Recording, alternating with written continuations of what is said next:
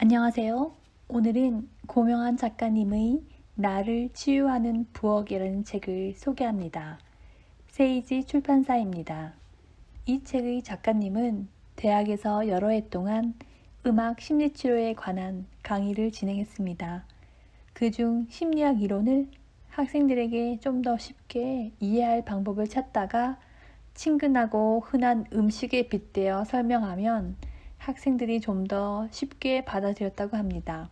그래서 이 책은 음식들에 깃들어 있는 추억들과 더불어 철학적이고 심리학적인 해석을 담았습니다.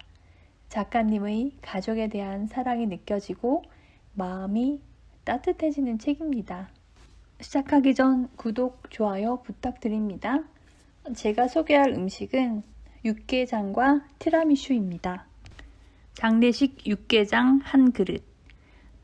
핏빛처럼 진한 뻘건 국물에 결대로 찢은 고기를 푸짐하게 넣은 육개장을 끓이다 보면 도살된 가축이 육화되어 살아 움직이는 것처럼 느껴진다. 그 이유를 나도 정확히 설명하지는 못한다.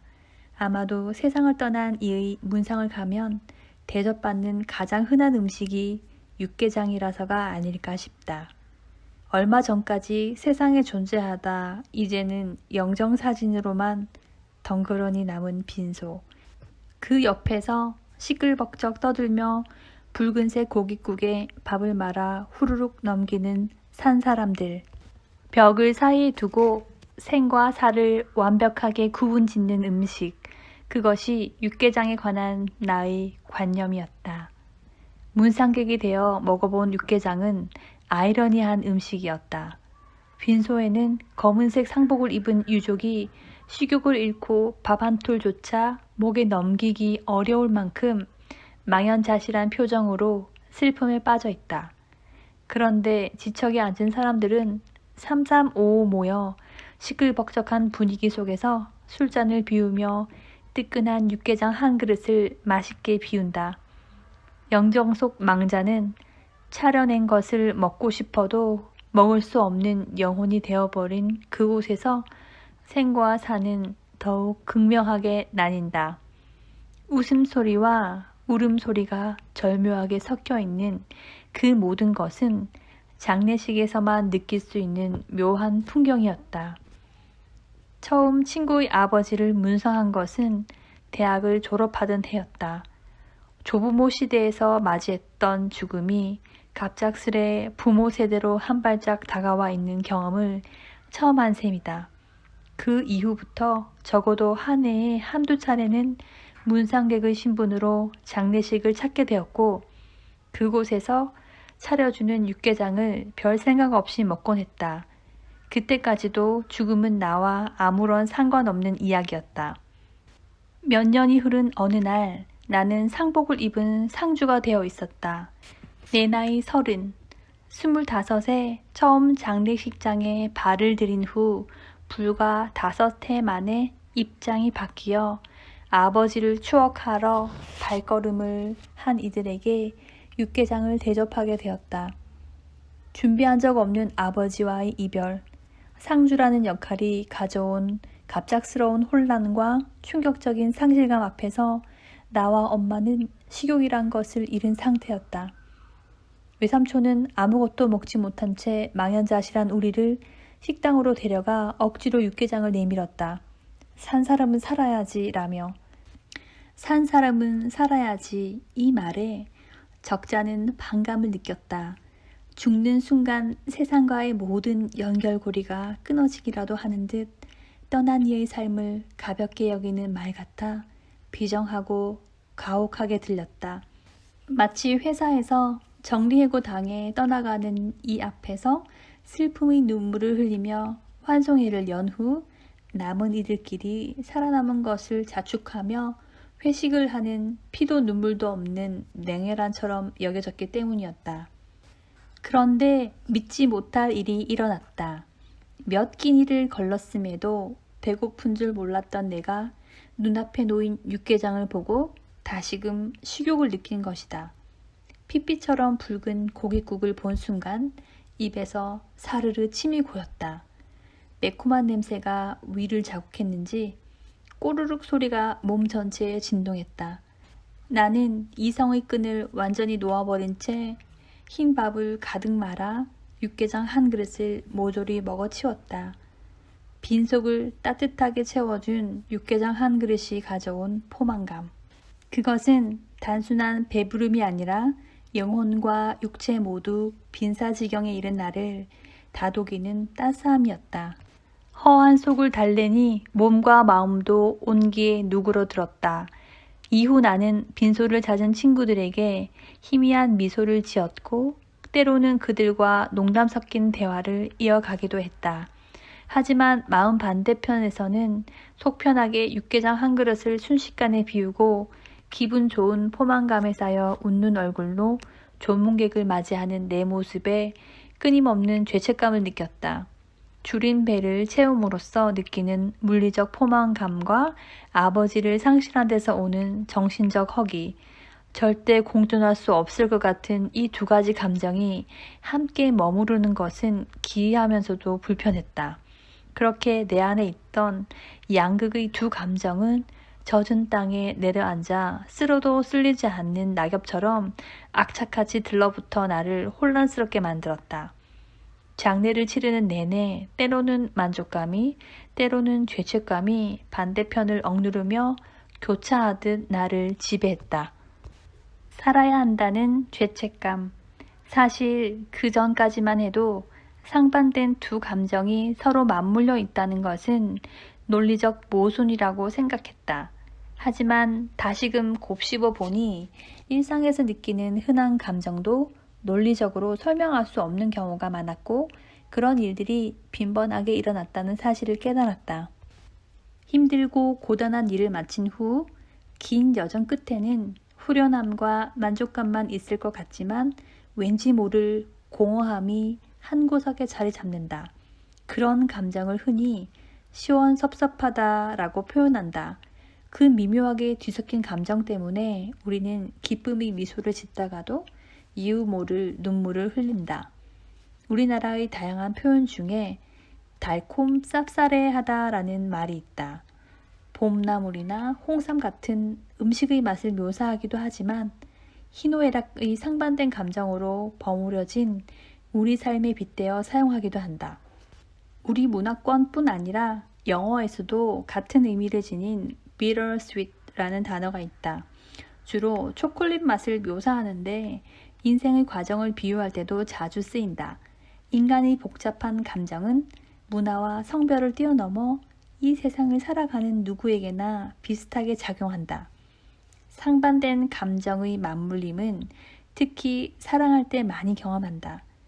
좋아함과 미워함이 얽혀있는 감정을 애증이라고 한다. 사소한 일로 아웅다웅 하다가도 금세 서로를 살뜰히 챙기는 오랜 부부. 모든 걸 다 주어도 아깝지 않지만 언제라도 상처를 주고받는 관계로 돌아서는 부모와 자식. 뜨겁게 사랑하다가도 작은 서운함에 이별을 생각하는 연인들.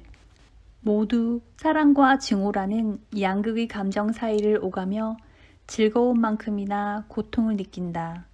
이렇게 상반된 감정과 태도가 공존하며 상호 충돌할 때 느끼는 혼란스러움을 양가 감정이라 부른다.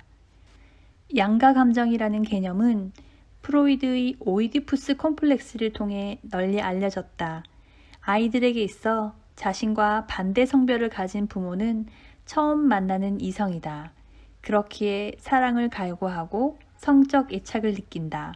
이러한 욕구는 자신과 동일한 성별을 가진 부모에게 경쟁심을 갖는 동시에 두려움과 복종이라는 뒤섞인 감정을 불러일으킨다. 이를 바탕으로 프로이드는 양가 감정을 선천적으로 타고나는 본능에서 비롯한 갈등이라고 보았다. 그리고 생애 초기에 양육자와의 관계에서 얻은 경험이 생애 전반을 걸쳐 무의식적으로 타인과의 관계를 맺는 기본 틀로 작용한다고 해석했다. 이를 가리켜 대상 관계 이론이라고 한다. 즉, 현재의 인간 관계는 과거에 형성된 인간관계에서 영향을 받았다는 것이다. 이제 막 세상에 태어난 아기는 사람도 사물도 구분하지 못한다. 단순히 배가 고파 울면 어느 순간 입에 무언가가 들어와 배를 채워주고 밑이 축축하고 불쾌해 칭얼거리면 금세 뽀송뽀송해지는 만족스러움을 경험한다. 반대로 배가 고프거나 배설했을 때 불쾌감이 제때 해결되지 못하면 좌절감을 느낀다. 처음에 아기는 자신의 감정을 좌우하는 행위의 주체가 무엇인지 또는 누구인지 제대로 인식하지 못한다. 그러다가 경험이 반복되면서 아기의 내면에는 대상에 대한 이미지가 새겨진다. 쾌감을 선사하는 좋은 대상, 불쾌감을 준 나쁜 대상의 이미지도 개별적으로 쌓인다. 좀 더 성장하면서 잘하면 칭찬해주는 좋은 부모의 이미지, 잘못하면 야단치는 나쁜 부모의 이미지가 형성된다.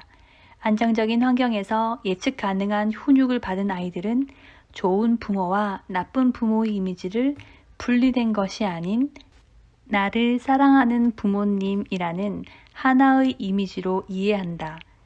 하지만 불안하고 예측이 어려운 환경에서 자라 불만족스러운 경험이 축적된 아이에게 부모의 이미지는 분열된 채 굳어버린다. 아이가 부모에게 갖는 상반된 감정은 다른 사람과의 관계에도 영향을 미친다. 좋고 싫음이 지나치게 뚜렷하거나 흑백이 극명하게 나뉘는 사고방식으로 지내다 보면 다른 사람과의 관계를 맺고 지속하는 데 어려움을 겪기 쉽다. 그리고 균형 잡힌 공존으로 통합되지 못하고 분열된 채 머물러 있는 부정적 양가 감정은 한쪽이 억지로 다른 감정을 억눌러 버린다. 여기서 불안감과 죄책감이 탄생한다. 전혀 예측하지 못한 아버지의 갑작스러운 죽음은 나에게 생과 사라는 완전히 분리된 개념으로 새겨졌다. 죽음은 무조건적인 슬픔으로, 살아있음은 아버지에 대한 죄책감으로 생각되었다. 나를 위로하려 찾아온 친구들과 이야기를 나눌 때면 암담함 속에서 잠시나마 숨이 트였다. 하지만 그 작은 해방감마저 슬픔으로 애써 억눌렀다. 그렇게 분출하지 못하고 억압했던 감정은 점점 내 안에서 골마갔고 끝내 아버지에 대한 죄책감이 아닌 스스로를 위로하지 못한 나 자신에 대한 죄책감으로 오랜 시간 고생해야 했다. 세상을 살다 보면 우리 인생이 모 아니면 도라는 극단적인 방향으로 흘러가지 않는다는 것을 자연스레 깨닫는다. 모와 도 사이에는 둘을 이어줄 개와 걸, 윷이 필요하고 흑과 백 사이에는 다양한 색들이 존재한다. 슬픔과 기쁨은 분열되어 대치 상태에 놓인 감정이 아니다. 오히려 극단적 슬픔에 빠졌을 때는 훌훌 털고 일어날 힘과 희망을 주는 긍정적 감정이 필요하다. 주체하기 힘들 만큼 기쁠 때도 자칫 판단력을 잃고 실수하지 않기 위해 감정을 추스르고 누그러뜨릴 수 있는 냉정함이 필요하다. 오랜 시간이 흐른 뒤 돌이켜 생각해보니 장례식장을 찾아 웃고 떠든 문상객들은 나름의 역할에 충실했다. 나와 가족들은 그들에게 따끈한 육개장 한 그릇을 대접하기 위해 분주히 움직이는 가운데 잠시 슬픔을 잊었고 함께 이야기를 나누다 보면 떠난 이의 빈자리에서 오는 상실감을 남은 이들이 채워준다는 사실을 깨달았다. 장례식장은 삶과 죽음이 명확히 갈리는 곳이 아니라 오히려 자연스레 연결된 곳이었다. 무기력과 열정, 상실감과 충만함 등 모든 상반된 것들이 공존하며 서로를 어루만지는 자리였음을 한참이 지나서야 알게 됐다. 육개장은 내게 또 하나의 깊은 추억과 연결되어 있다. 내 어린 시절 아버지는 해외 출장으로 늘 바빴다. 출장에서 돌아오자마자 하루 이틀 쉬고 곧바로 다시 출장을 가기도 했고 1년 내내 아버지의 얼굴을 구경하기 어려웠던 시절도 있었다. 아버지가 출장에서 돌아오는 날이면 엄마는 꼭 육개장을 끓였다. 아침부터 엄마가 분주하게 육개장을 만든다는 건 아버지가 돌아온다는 걸 뜻했고, 보글보글 끓어오르는 진한 국 냄새를 맡으면 아버지를 만날 생각에 온종일 기분이 좋았다. 온 가족이 한자리에 모이는 것을 상징하는 육개장은 곧 헤어짐과 만남이라는 양극단을 통합하는 음식이었던 셈이다. 아버지와의 이별 이후 꽤 오랜 시간 그리움과 함께 찾아오는 슬픔을 일상의 일부로 받아들이지 못했다. 하지만 좀처럼 사그러지지 않을 것 같은 슬픔도 시간이 지나며 조금씩 잦아들었다. 아픔과 고통의 상처에는 새살이 돋아났다. 보기만 해도 그날의 죄책감이 떠올라 한동안 멀리했던 육개장은 어느샌가 나를 다독이는 치유의 음식이 되었다. 슬픔 또는 기쁨의 분열된 감정보다 출장 갔던 아버지가 돌아온다는 설렘으로 들떠있던 어린 시절의 추억을 먼저 불러일으켰기 때문이다. 그 기억 속에서 생생히 살아있는 아버지의 모습은 나를 미소 짓게 했다. 대학 생활을 시작할 즈음 커피와 함께 다양한 케이크를 파는 케이크 카페도 조금씩 생겨났다. 그 중에서도 나의 호기심을 자극한 것이 티라미수 케이크였다. 다른 것들은 치즈, 고구마, 과일, 생크림처럼 이름에서 재료를 짐작할 수 있는데 티라미수는 무엇을 가지고 만들었는지 도무지 알 수가 없었다. 반듯하게 잘린 모습이 예쁜 티라미수 케이크는 흰 크림과 진한 갈색의 무언가, 그리고 스펀지 케이크가 번갈아가며 층을 이루고 있었다. 먹어보고 싶었지만 용돈으로 사 먹기엔 가격이 부담스러웠다. 몇 번을 눈여겨보다 처음으로 카페에서 조각 케이크를 주문하기로 했다. 친구와 진열대 앞에 나란히 서서 무얼 먹을지 고민하는데 늘 궁금했던 티라미수 케이크가 눈에 들어왔다. 나는 티라미수 케이크를 가리키며 친구에게 말했다. 이거 어때? 티라미수? 저게 뭔데? 그때 나는 친구에게 아무렇지 않게 거짓말을 했다. 요즘 카페에서 많이 파는 케이크잖아. 저거 엄청 맛있어. 너도 한번 먹어봐. 마치 예전부터 먹었던 것처럼 그래서 잘 아는 케이크인 양 말했다. 아무것도 모르는 친구는 재료는 뭔지 맛은 어떤지 물어봤지만 먹어본 적이 없는 내가 대답할 수 있을 리 없었다. 나는 대충 얼버무리며 계속해서 아는 척 연기를 했다. 티라미수 케이크를 모른다는 걸 들키고 싶지 않았다는 마음보다 티라미수 케이크를 잘 아는 것처럼 보이고 싶었다. 잠시 후 나는 당당하고 자연스럽게 티라미수 케이크를 먹었다. 포크로 살짝 떠서 입에 넣는 순간 나와 친구의 눈이 마주쳤다. 우리 둘은 동시에 미간을 살짝 찌푸렸다. 스펀지 케이크는 메말랐고 크림인 줄 알았던 치즈는 퍽퍽했다. 게다가 커피 시럽이 케이크에 제대로 스며들지 않아 쓴맛이 강했다. 한마디로 맛이 없었다. 친구가 어찌된 일이냐는 표정으로 나를 쳐다봤다. 이미 사실을 털어놓기엔 늦었고 나는 오늘은 맛이 별로 없네? 오래된 건가? 이상하다? 라며 은근슬쩍 넘어갔다. 반듯하고 완벽했던 티라미수 케이크의 진짜 맛이 그렇게 실망스러울 줄이야. 그날 이후 나는 티라미수 케이크에 눈길도 주지 않았다. 그날의 기억이 희미해질 즈음 우연히 TV에서 이탈리아 요리 연구가가 티라미수 케이크 만드는 모습을 보게 되었다. 그런데 내가 알던 티라미수 케이크와 많이 달랐다. 요리 연구가는 티라미수 케이크를 반듯한 틀이 아닌 넓은 그릇이나 컵에 과자와 치즈크림 그리고 에스프레소를 층층이 얹어 숟가락으로 떠먹는 소박하고 푸짐한 디저트라고 말했다. 방송을 보고 나서야 카페에서 먹은 것은 모양만 그럴싸한 눈으로만 먹어도 충분한 케이크라는 걸 깨달았다. 재료의 어우러짐 없이 각자 따로 노는 케이크는 속이 텅 빈 예쁜 포장 상자와 다를 게 없었다.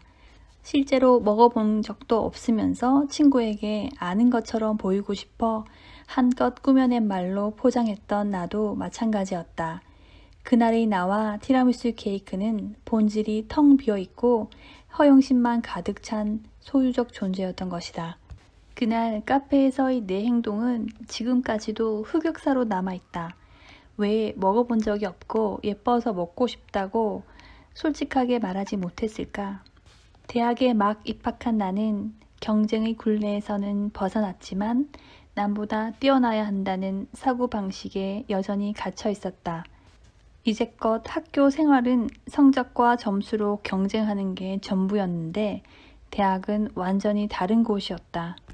미성숙한 존재였던 나는 성적 대신 다른 무언가로 경쟁하고 평가해야 한다고 생각했던 것 같다. 그런데 공부 말고도 잘하는 것이 너무 많은 대학 동기들 사이에서 느낀 지적 열등감이 왜곡된 허영으로 튀어나오고 만 것이다. 그렇게 쌓인 마음이 티라미수 케이크의 부끄러운 흑역사를 낳았다. 그 결과는 당혹함과 부끄러움으로 돌아왔다.